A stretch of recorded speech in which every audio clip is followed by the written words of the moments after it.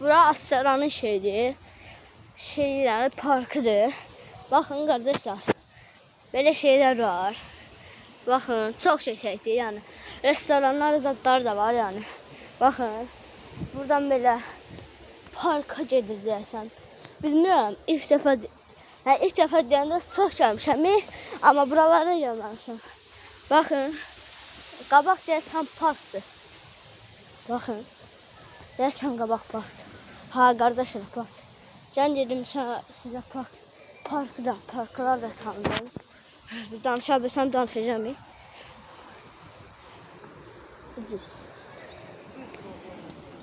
Tamam. Bakın.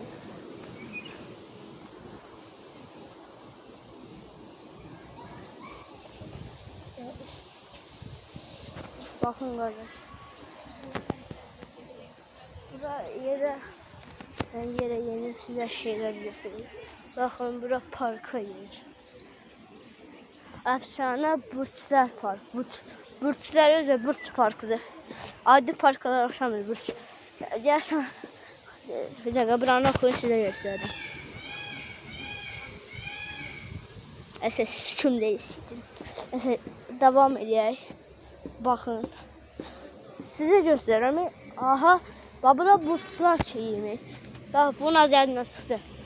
Bu nazarından çıktı. Ay bile. Bak bu nazarından çıktı. Şöyle aslan var. Sonra Burçlar heykel değil. Bakın. Böyle şeyler var. Bakın bak. Bak orada da aslanlar zadar var şekilde yani.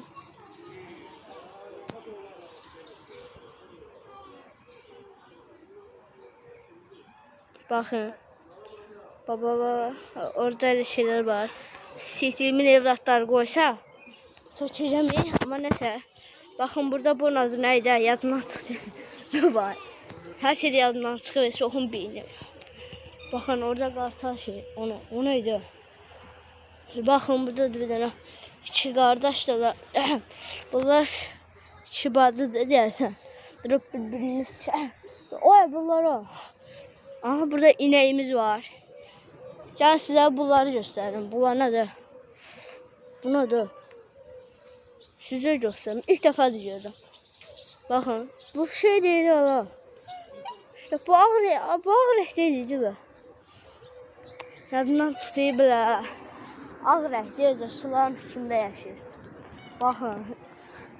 Size tanıdıram ha. Sonra like atın. Like atma asmasa.